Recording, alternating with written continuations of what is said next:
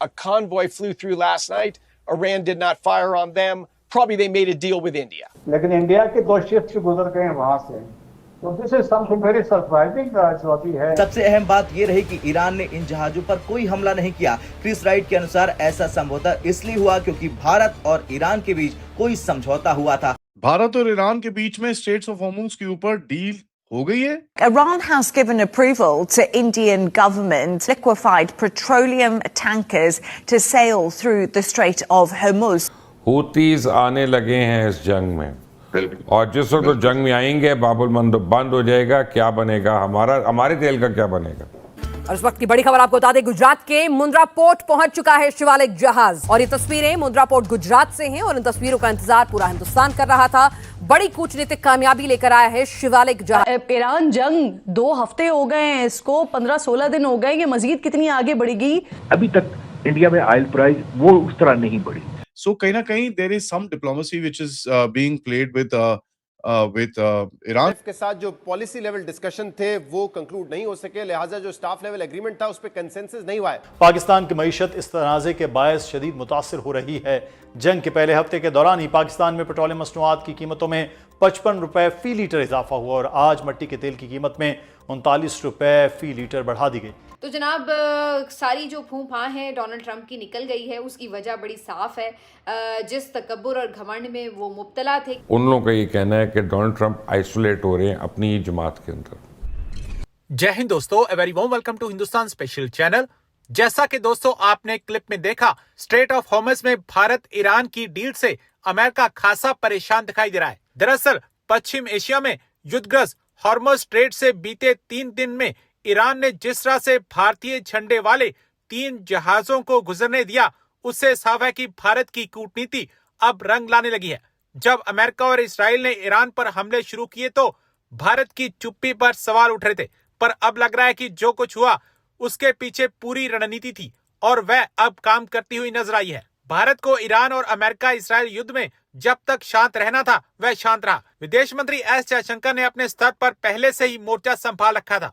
आखिरकार prime minister Narendra Modi ने खुद आगे बढ़कर देश के सामने पैदा हुई चुनौतियों से निपटने के लिए कमान संभाली। भारत के प्राइम मिनिस्टर नरेंद्र मोदी ने ईरानी राष्ट्रपति मसूद से खुद बात की और इसी वजह से ही आज भारत के झंडे वाले जहाजों को स्ट्रेट ऑफ हॉर्मुज से निकलने से कोई परेशानी नहीं आ रही है।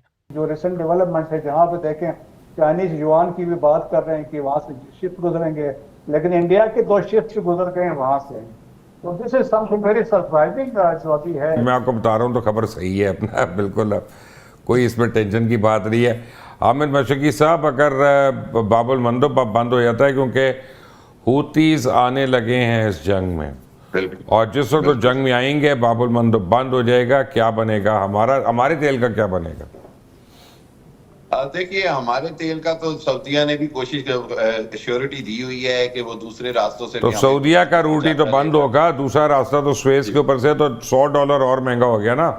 बिल्कुल, मैं यही बात है कि उसकी कीमत तो इतनी आसमान पे चली जाएगी कि अल्लाह ताला खैर करे पूरे खित्ते के लिए और पाकिस्तान के लिए। बिल्कुल नहीं, मैं देखें अपनी गाड़ी में डलवाने के लिए नहीं पूछ रहा, मैं इसलिए पूछूंगा कि पाकिस्तान बड़ी एक्टिवली अफगानिस्तान से जंग लड़ रहा है इस वक्त। सो ऑब्वियसली हमें तेल और गैस की सप्लाई चाहिए, अनइंटरप्टेड चाहिए। 100% ऐसे ही है, बिल्कुल। और वो उसी हमें हैवी कॉस्ट पे भी जितनी मर्जी कॉस्ट हो जाए, वो जो हमें नेसेसरी चाहिए वो तो हमको लेनी ही लेनी पड़ेगी, और वो किस कॉस्ट पे लेनी पड़ेगी ये आपको भी पता है, मुझे भी पता है, बिल्कुल ठीक बात है। लेकिन उसके साथ साथ देखें, हूतीज के आने के साथ साथ देखें जो इन्होंने लबनान में हिजबुल्लाह के ऊपर तबाही मचाई, लेकिन उसके उधर इसराइल पूरी रिपोर्ट नहीं कर रहा कि उनका अपना कितना नुकसान हो रहा है। भारत और ईरान के बीच में स्ट्रेट्स ऑफ हॉर्मुज के ऊपर डील हो गई है। Let's find out. नमस्कार, जय हिंद, जय Bharat and welcome to Def Talks. 1-2 दिन पहले मैंने आपके साथ रिपोर्ट किया था कि भारत की और ईरान की और प्राइम मिनिस्टर मोदी तक के लेवल के ऊपर बात हुई है वहां पर ईरान के अंदर। हमारे जयशंकर साहब जो फॉरेन मिनिस्टर है, उनकी तो काफी कॉन्वर्सेशन चल रही है ईरान के फॉरेन मिनिस्टर के साथ।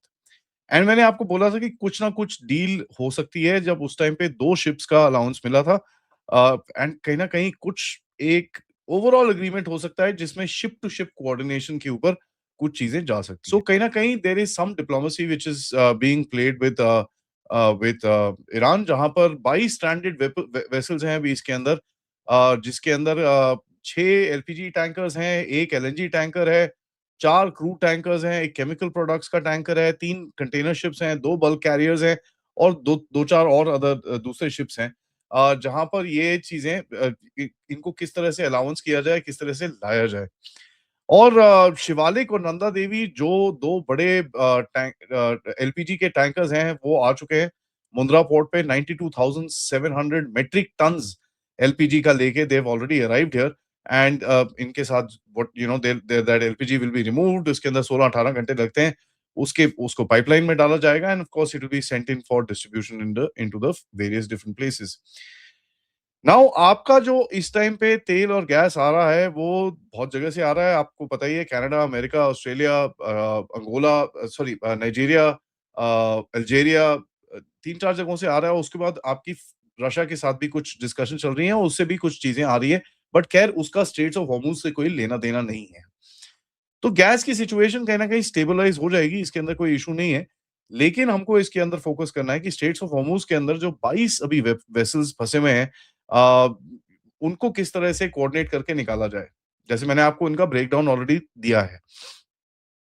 22 एक काफी नंबर है, 2 तो आपके ऑलरेडी आ चुके हैं, 22 के साथ ऑलरेडी और बातें चल रही हैं एंड मोरलेस एक चीज दिखती है कि इंडियन नेवी ने भी कुछ अपने जो वेसल्स हैं उनको उस जगह में डाला है जहां पर एस्कॉर्ट मॉनिटरिंग की ड्यूटीज में उसको डाला है कि जो भी आपके चीजें हैं उनको, जो भी आपके शिप्स हैं उनको क्वाइटली इस तरफ ले आए एंड कोई इनके साथ इशू ना हो। आज एक इंटरेस्टिंग स्टेटमेंट आया जो यूएस के ट्रेजरी सेक्रेटरी है, उनकी तरफ से एक स्टेटमेंट आया कि इंडिया ईरान की कुछ अंडरस्टैंडिंग हो चुकी है। नाउ ऑफ कोर्स ऐसा जैसे जयशंकर जी ने बोला, कोई ऐसी ब्लैंकेट अंडरस्टैंडिंग नहीं है, we are doing whatever we can, और तेहरान की तरफ से कोई सिलेक्टिव मतलब ब्लैंकेट पैसेज नहीं दिया गया है, एक सिलेक्टिव पैसेज दिया गया है।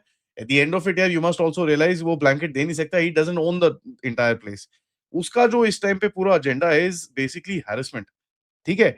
तो only thing that you are talking to him है कि यार हमारे शिप के साथ ये जरा हैरेसमेंट मत करना, हम आपको बता देंगे हमारा शिप जब इस तरफ आ रहा है, please don't fire anything in that region, so that हम लोग वहां से निकल सकें।